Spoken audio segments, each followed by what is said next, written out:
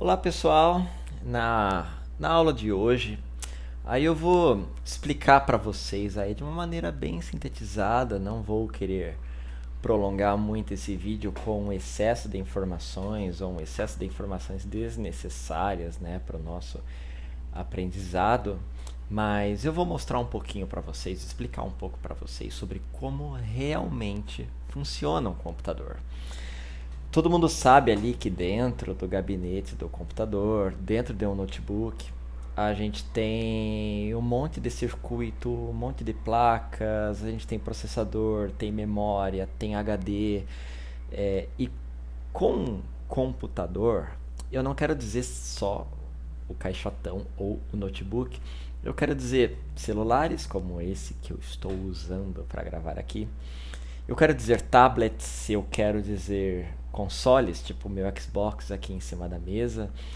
Qualquer tipo de equipamento que é capaz de processar alguma informação, que é capaz de exibir uma imagem, processar dados, seja em vídeo, é um computador. Então todos esses componentes, eles existem tanto nos computadores como nós conhecemos e usamos, com teclado, mouse e tudo mais, né? Como notebooks, como smartphones, como tablets, como videogames, né? Então a gente tem alguns daqueles componentes mais populares, que são processador, memória, placa-mãe, placa de vídeo. Mas para que serve cada coisinha dessa? E como que tudo funciona em conjunto, né? Todas elas são partes essenciais da máquina. Um computador não funciona sem o processador. Um computador não funciona sem a memória. Um computador não funciona sem o HD. Né? São todas partes extremamente essenciais. Todos esses componentes eles ficam ligados numa única placa maior zona dentro do computador, chamada de placa-mãe. Tá? Assim que você abre o computador, né, eu vou até colocar uma foto aí da placa-mãe aí para vocês. Todos os componentes do computador ficam conectados na placa-mãe. É a placa-mãe que vai integrar processador, memória, placa de vídeo, placa de rede, placa de som, tudo isso para funcionar tudo em conjunto. E quase que todos os computadores possuem placa-mãe. Um smartphone possui uma, a gente chama de placa lógica, né? Mas nada mais é do que uma placa-mãe. O processador, a memória, o armazenamento fica tudo soldado ali, né? No notebook também temos, a gente tem aquela placa principal que fica logo embaixo do teclado, né? Também conectando todas as coisas.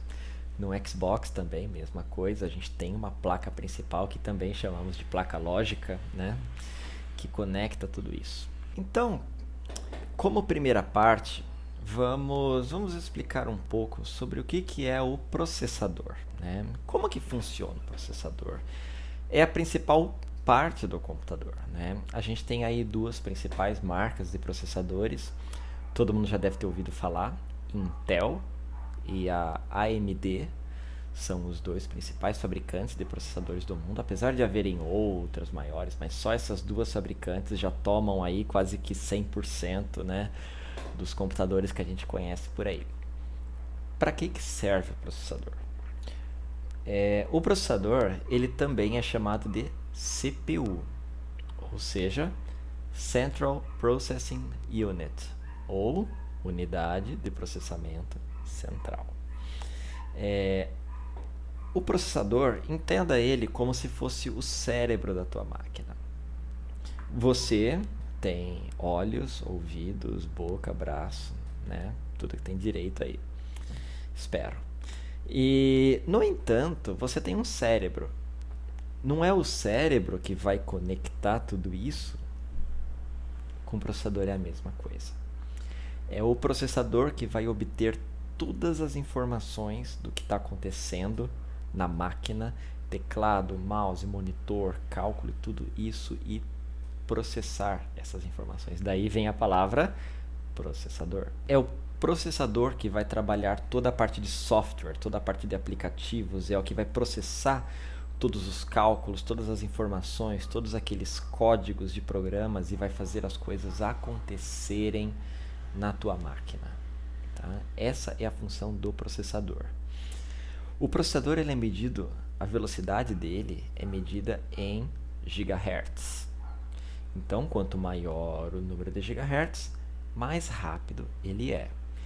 Mas o gigahertz por si só é importante? Não. Vocês já ouviram falar em dual core, quad core, octa-core? Pois é. Um processador, ele não é só um único chip. Um processador dual core, na verdade, ele é um processador com 2 chips. E os dois funcionam juntos. Um processador quad-core é um processador com 4 chips. E os 4 funcionam juntos. Mas, professor, como assim? Bom, um processador ele só consegue processar uma informação de cada vez. Então, se eu passo para o processador uma instrução, por exemplo, 2 mais 2, o processador vai receber esse 2 mais 2, vai calcular e vai me retornar. No entanto, um jogo, por exemplo, ele faz milhões desses cálculos por segundo. Por exemplo, o cálculo da câmera, o cálculo do movimento, né? Você, por exemplo, você está lá jogando videogame, o bonequinho vai lá e mexe o braço, você tem a quantidade de movimento, não tem?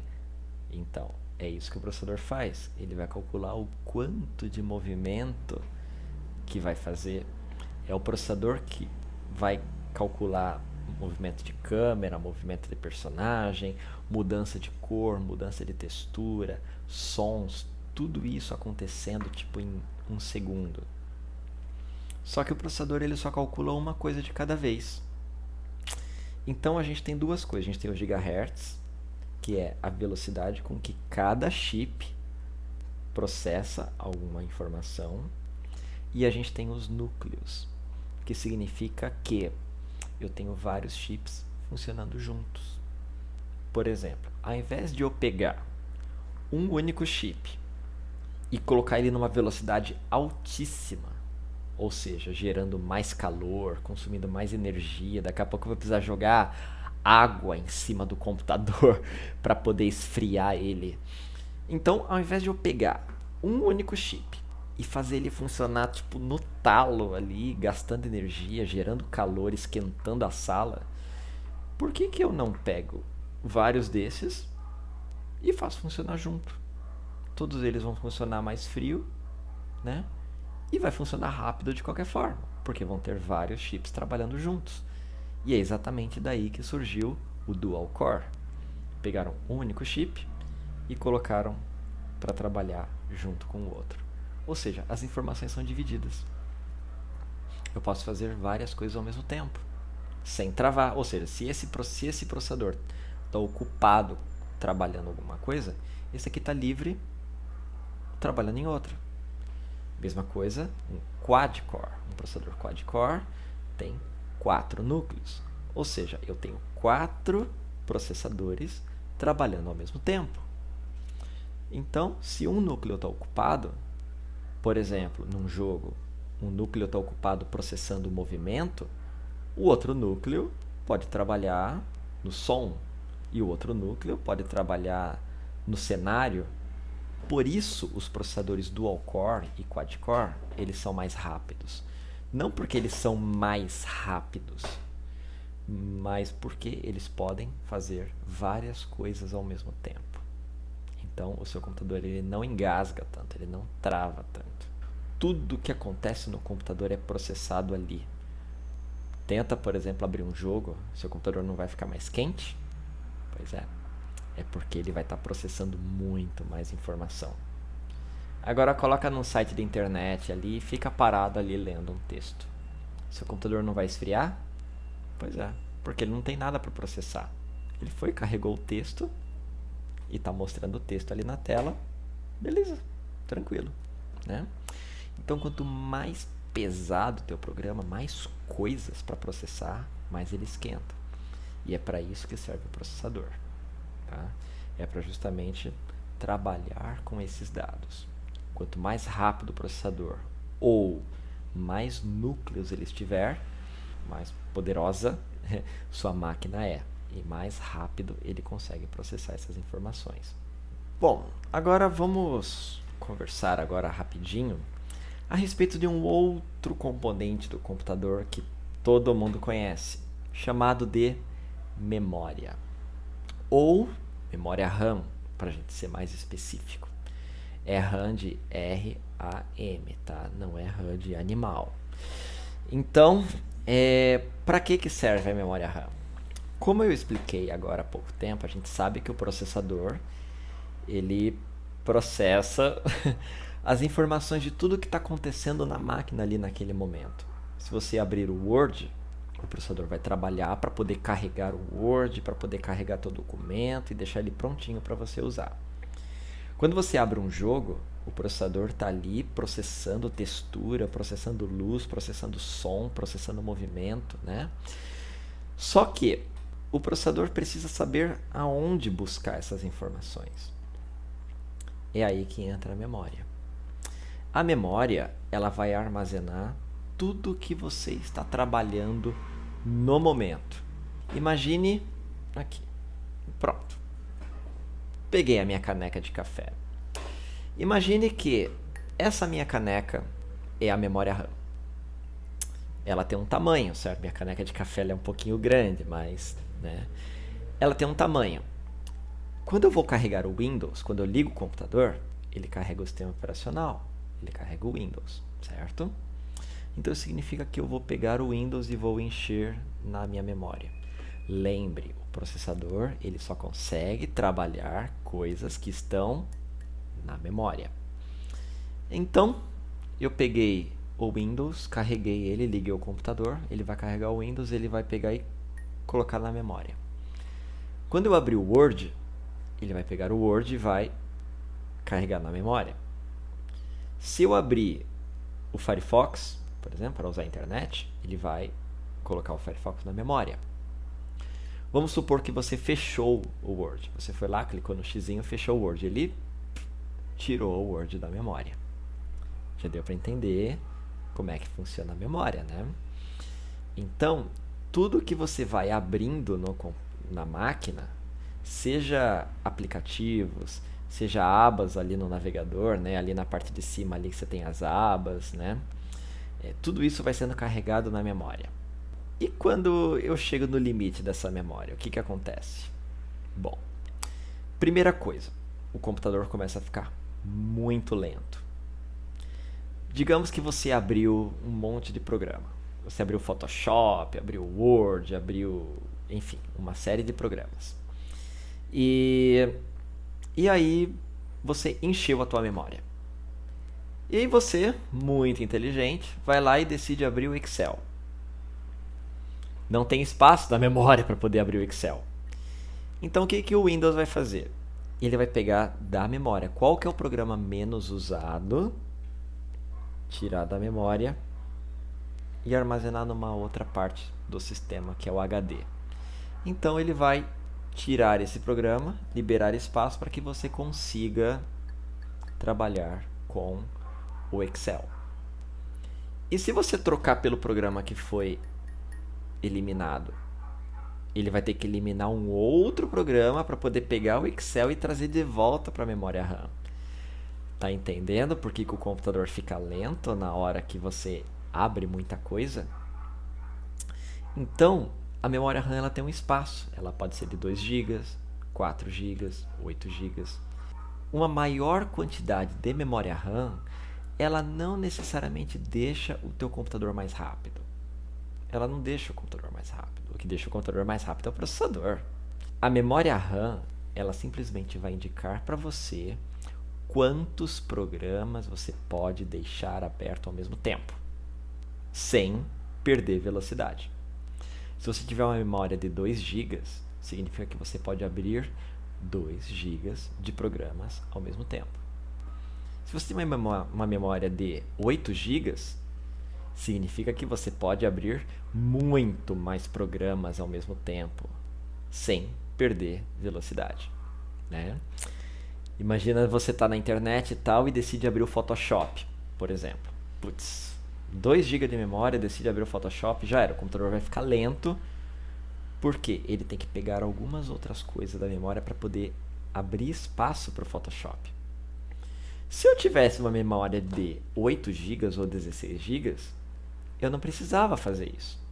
Eu só ia lá e pegava e colocava o Photoshop ali para rodar. Pronto. Ou seja, tudo funcionaria mais rápido.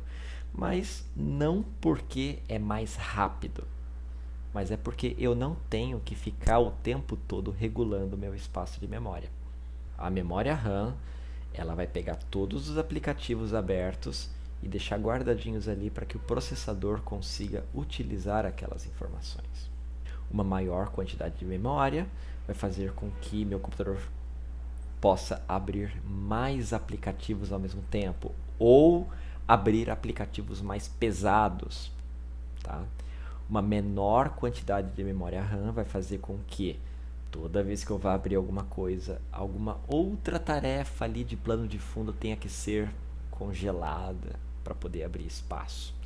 Tudo isso gasta tempo, gasta processador e por isso o computador fica lento. Então, e por isso que nem sempre colocar mais memória deixa teu computador mais rápido. Colocar mais memória deixa o computador mais rápido apenas se você trabalhar com aplicativos muito grandes, muito pesados.